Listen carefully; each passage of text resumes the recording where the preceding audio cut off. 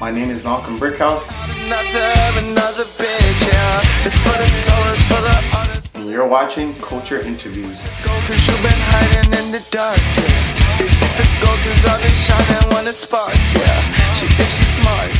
I am from Brooklyn, New York. I've never lived anywhere else, so yeah. I've been born and raised in Brooklyn, New York. I live in Flatbush, and yeah, this is where I've been my whole life.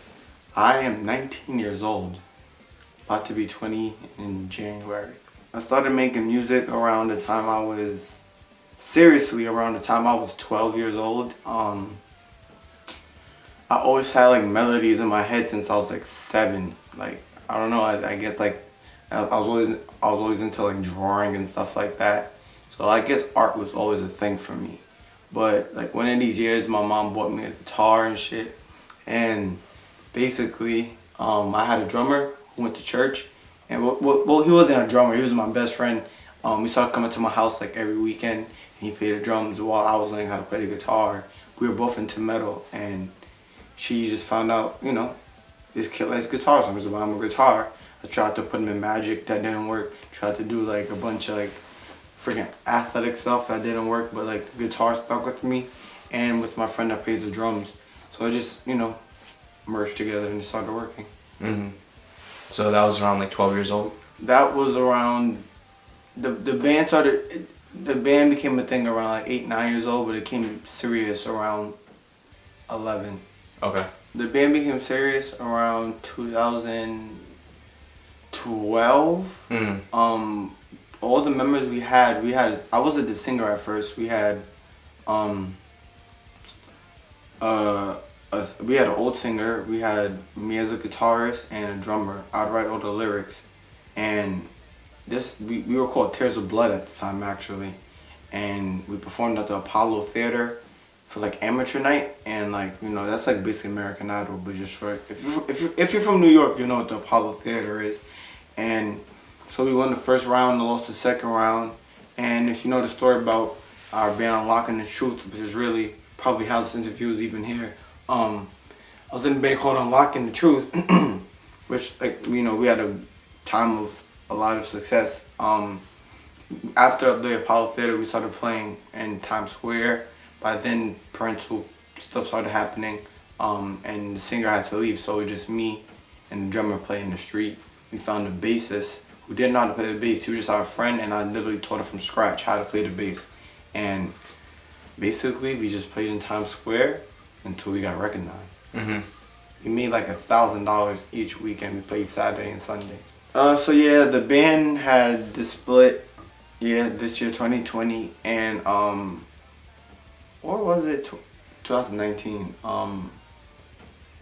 It was definitely 2020. It was definitely 2019. Mm-hmm. Basically, there were like years of like infighting and like, you know, a bunch of egos.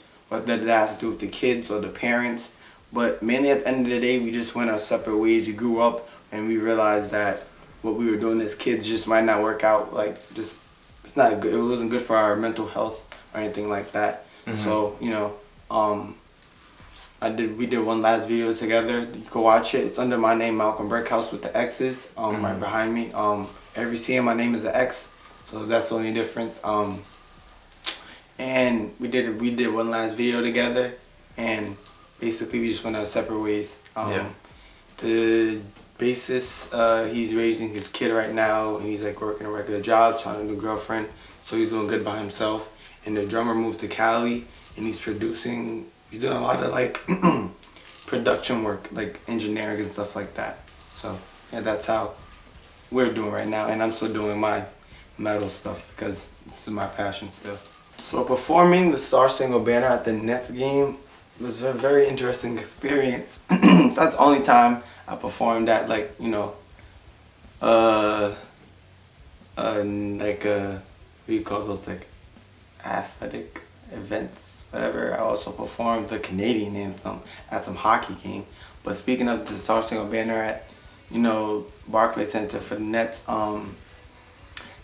it's a crazy experience, but and I don't even take that as a metal version. I just knew how to play guitar, and they called me, so they called me to play, and they see me play. We played the national anthem in Times Square while like part of our set. So I guess they seen us do it before, and sadly we couldn't bring like all the drums and stuff to the set because it'd be too much to take on and off while the play's about to get started. So I had to do it by myself. So that was a little nerve wracking.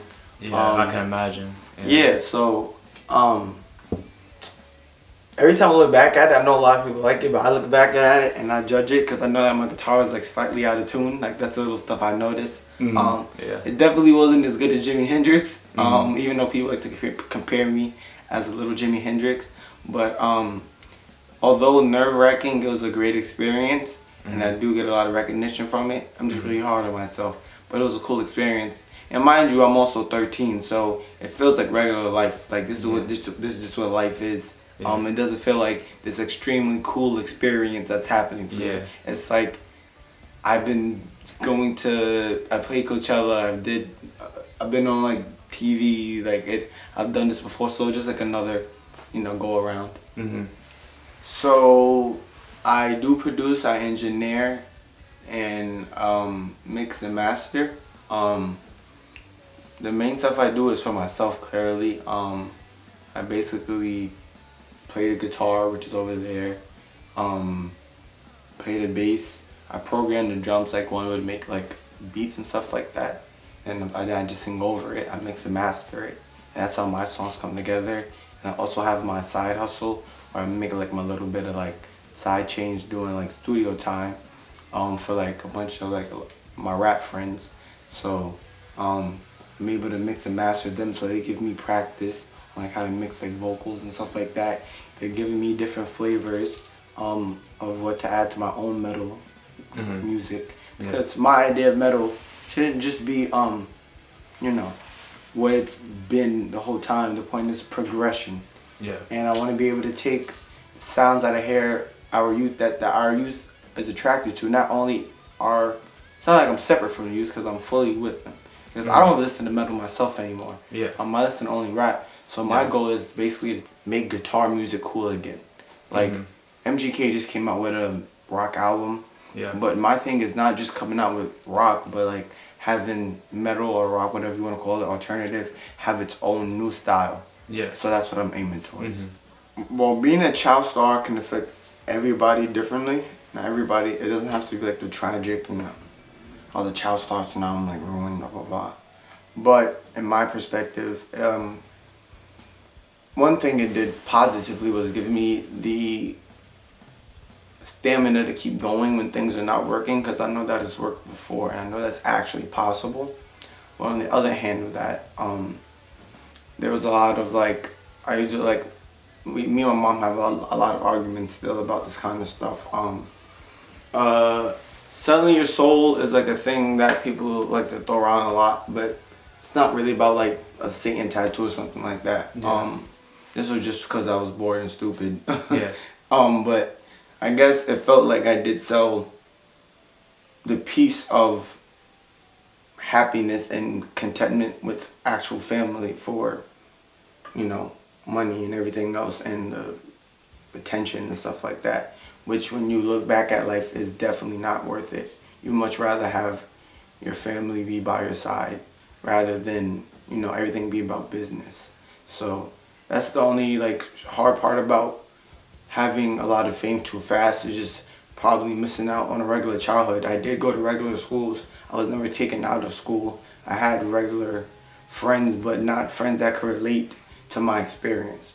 So it can feel extremely like overwhelming with a lot of attention, and actually extremely isolating at the same time. But I take it as a blessing, because now I think it just prepared me.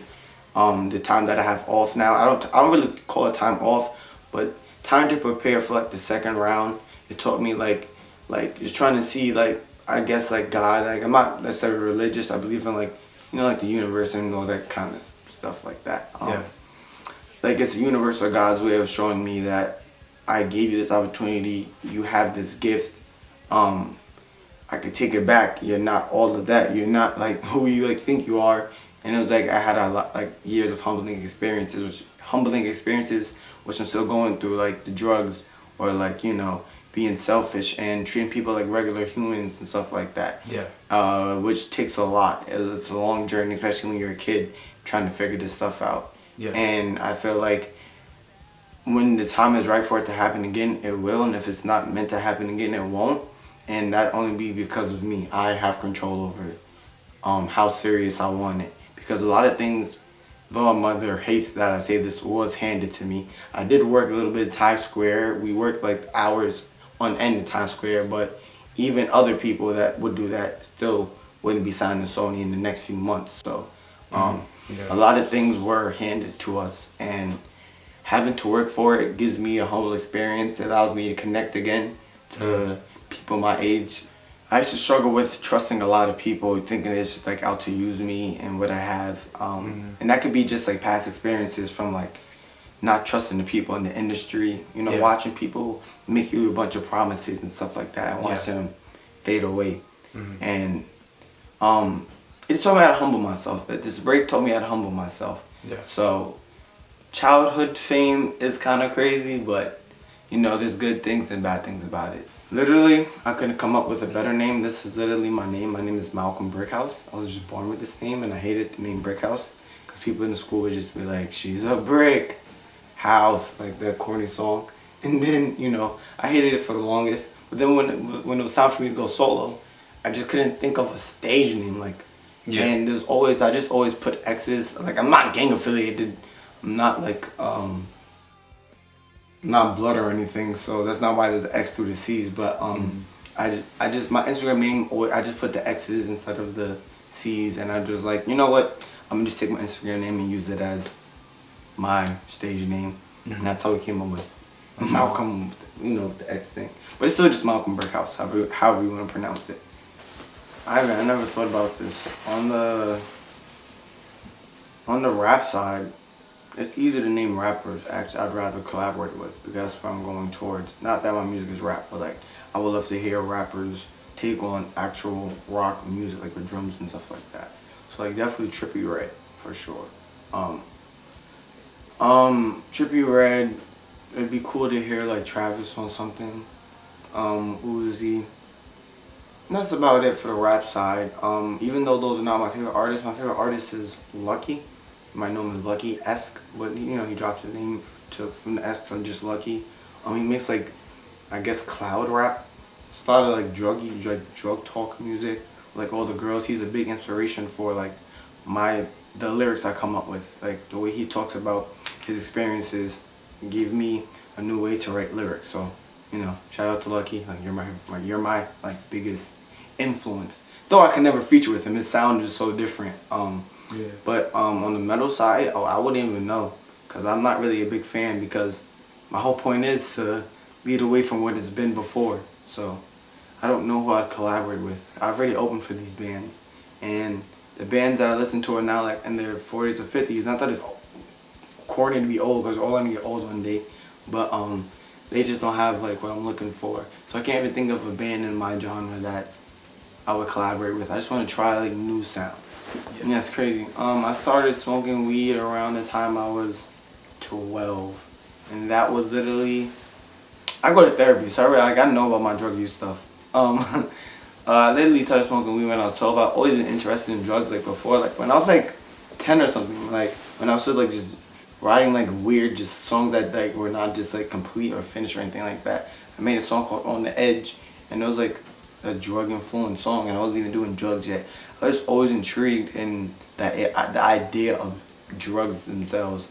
Not that I needed to take them or anything like that, but when I had the opportunity, which was like 8th grade, it actually took me a whole year to get high for the first time, which is not funny. I guess I didn't inhale for the first time, so I guess they were just robbing me. I would buy the 8th and they would just smoke the rest of the week because they knew I didn't know what I was doing. So, you know, and then I would actually start getting high. I would take 3 pulls and get high. They would just smoke the rest, but it's whatever.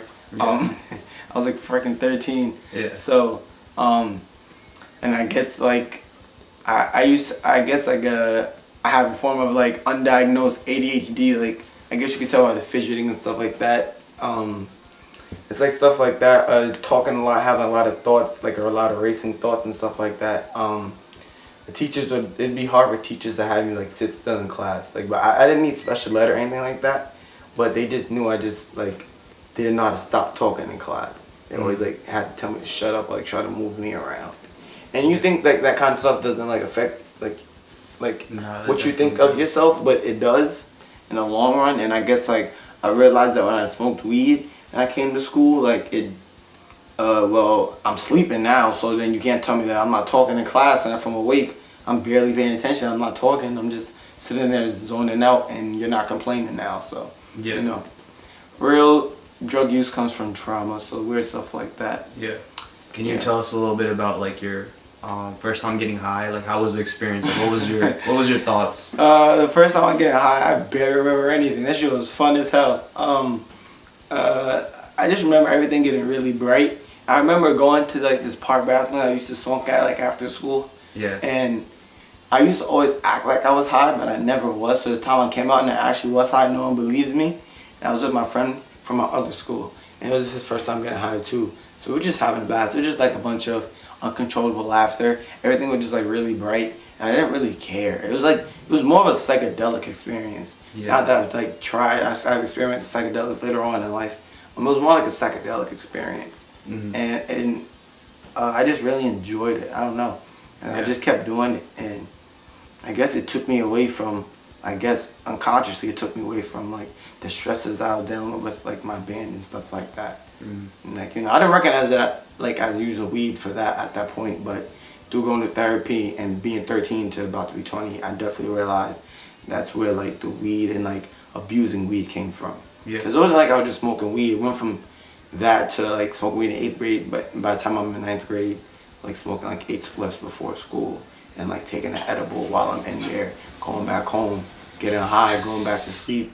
Before I go to sleep, get high, wake up, and bake, go to school, eat edible. So it would just continue like that all the time for years. Like I said, when I was young, I was always interested into drugs. Just like the idea of them. I never wanted to do like, I never wanted to pop pills or anything like that. Yeah. But when I started smoking weed, I definitely started looking into psychedelics. And I was like, alright, this sounds cool. Like expanding your mind, learning more about the universe and stuff like that. Mind you, I'm 13. I'm not recognizing that my brain is actually still developing. And it could take these experiences I have and it could shape the way I look at the world for the rest of my life. So by the time I was like basically 16 or 15, I basically started trying acid. When you do acid or something like that, you're taking a spiritual drug like that. You're supposed to understand that, you know, like you're one with God and everything like that, and that you are God. But I took it like, so like I said, when I was tripping, basically you're watching things change in front of you, and the only way to accept it is to just let go, because one might not have the willpower in their brain to be like, oh shit, things are moving and this is not how reality is supposed to be, and you might freak out, which started happening to me later on. But when I first started doing it, it wasn't like that, and I started looking at it and I started seeing things change, and I was acceptive of it. And when I came back from that realm to trying to use the knowledge I learned, was trying to enforce this knowledge to other people rather than incorporating it into myself. So I learned the most I can about it, but looking 20/20 hindsight, I was really just trying to get like someone like my mom to understand what I was going through instead of making myself change. And that's where I fucked up. So I like literally made a whole separation between like literally the spiritual world and the regular world, which is not even separate. They live in the same field. It's just like opening your eyes to something that's always been there. You just haven't paid attention to it. I just fell into the trap of thinking, oh, I'm God, I get everything. You guys are stupid, blah, blah, blah, blah, blah. Society doesn't work. But later on, you know, through like, you know, that caused a lot of problems for me. More separation between my family, more like misunderstandings. I was less able to ground myself, basically. And so what happened moving past forward? So it went from weed to acid to what happened afterwards? Alright, so then the acid gave me, so then weed changed forever. I couldn't smoke weed. Like I could for a while, but then weed started becoming very like psychedelic itself. Yeah. And so weed's like never been the same for me actually. So I started having this thing called, you might not know what this is. Most people usually don't, it's called HPPD, which is hallucinogen perception persistent disorder, which is what I struggled with, which is like basically like a bunch of flashbacks, like but like lingering effects of the acid. Lingering effects of the acid, but like all the time, like I was scared to go outside for like this happened for like 2 years straight. Yeah. And it was just like scary to go outside because I would look outside and the trees would just look different and the way they move, and I knew that it just other people there's no way other people experience life like this. Yeah. And they're just walking around okay. Like, there's no way this is possible. Yeah. I know this is my brain doing this to me right now. And that really just stems from the anxiety. HPPD stems from anxiety, just not accepting the fact. And the more you focus on that kind of stuff, the worse the HPPD gets. So it's like, okay, the tree looks weird. Oh my God, I don't know why the tree looks weird. And then it just keeps going. And, you know, it just basically made me lose touch with reality. And this is where, like, the Xan addiction really came in. The only real cure for HPPD is like benzodiazepines, which is like Klonopin, Ativan, Xanax, whatever else there is. Drugs that negate anxiety. Negate anxiety, exactly. Yeah. For panic attacks. I was already panicking. I took myself to the hospital this one time. I got too high from weed, and I felt like I was having a heart attack. Took myself to the hospital, and ever since then, like I would go to like every morning before I go to school, I would go check my blood pressure to see if I was like, if I was like had high blood pressure, if I was like at risk for a heart attack. Yeah. And it would be high, but it's just literally because I was that anxious. Like I would get anxious before I would do it. I was anxious that it would be high. So just anxiety all around. Yeah. So then one day my friend brings us in to my house, and like it's just an environment like people make music, you know, drugs and all that kind of stuff. So I can't blame them. Brought it there, I didn't really feel anything. By this time I already like kind of like stopped being a friend of weed. It was doing more bad than good. So I already took my breaks. I would smoke there and there, and it just have the same anxious effect on me. And then like I got to a point where like I took 3 Xans trying to like see like what are these people like doing. I don't see how people are really this high from a Xan.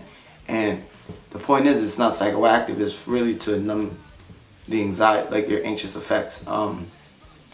So the one day I smoked weed with it, I was like, oh shit, that's what this shit does. Like, it stops anxiety, and on top of that, you feel the Xan high on top of that. The thing that you're not realizing that you're feeling while you're on a Xan, because you're just so calm, you think that you're just calm, but you're really just on a Xan.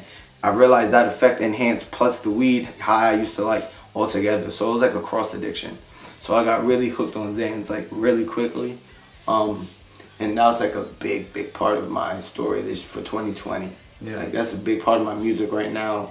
Cause that's a real addiction. Like I put the psychedelics down because it just fucked my brain too much.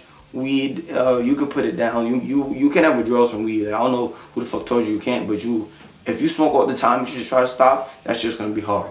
But like, I was abusing Xans for like, I guess I would say 9 months before I went to like inpatient rehab, and I was taking about like 5 to 7 bars a day because that's what I thought was normal, and I literally didn't see a problem with it because I felt normal, and I felt like this is like just what I do. And during that time I got stupid tattoos like Live Fast and the Satan tattoo and all this kind of stuff, because I thought it was just so cool to just do drugs and stuff like that. And like I told you, I was younger, I was just into it. And like, you know, like the childhood trauma of like being told to shut up, being told like you do, like I'm like too active or something like that. Like childhood bullying, like for my nail polish just being the way I am. A lot of that comes into the fact of when you're abusing drugs like Xanax and stuff like that, which I uncovered while I was in rehab. But like the Xandra is just there to, you know, just gave me a place of comfort. Just made me feel comfortable. And I never saw myself as an addict. Are you still going through I relapsed. Xan addiction right now? I was 100 and something days clean, and I relapsed literally last week. Yeah. And I'm weaning myself off again. And I made a promise, like my therapist, blah blah blah, that if I so I'm on like a weaning schedule right now. So to be honest, I'm on like a half right now.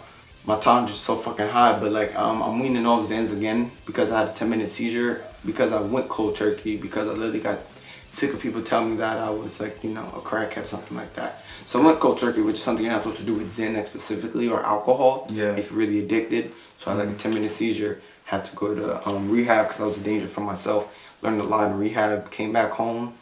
They told me things not to do, like don't go into certain environments, don't do like, you know, just change your friend groups, more positive, keep yourself occupied, find new hobbies, find new friends that do different things. I didn't listen, and they were right. I'm back on it. But like, you know, it's all about your own. Like if you really don't want to do it, you won't do it.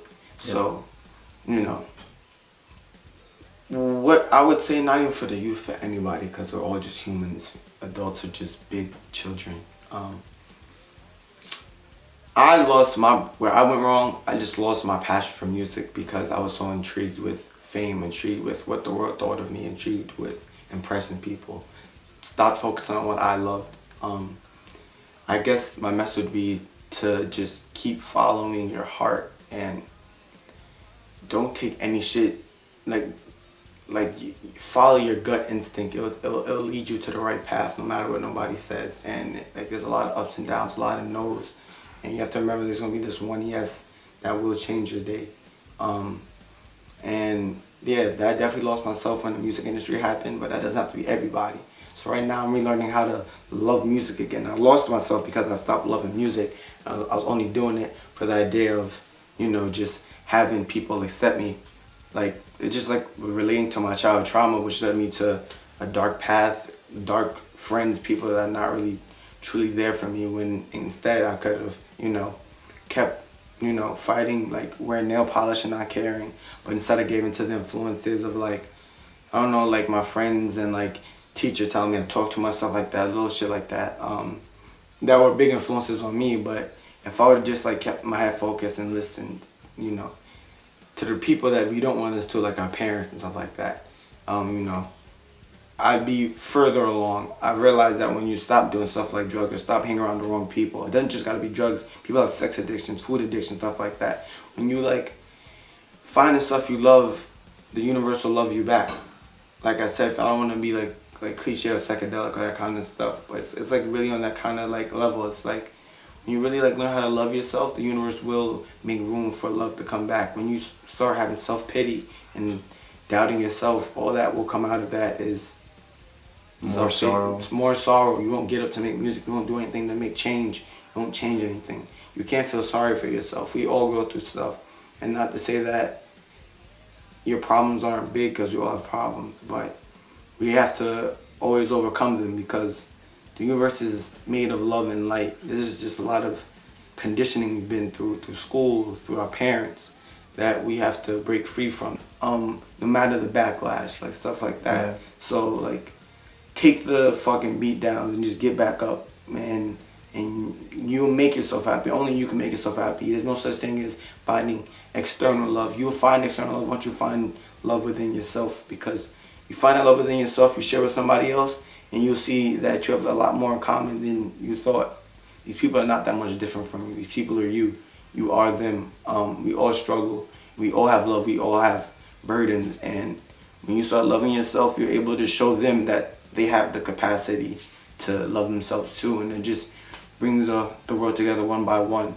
And I'm not trying to save the world. I can't save the world. But, you know, I can save myself. And if saving myself also helps save a couple hundred other people or 10 people, whoever the amount, it was worth it, because it made me happy. And like I said, I'm you. And if I'm happy and I'm hopefully making you happy, then I did my job.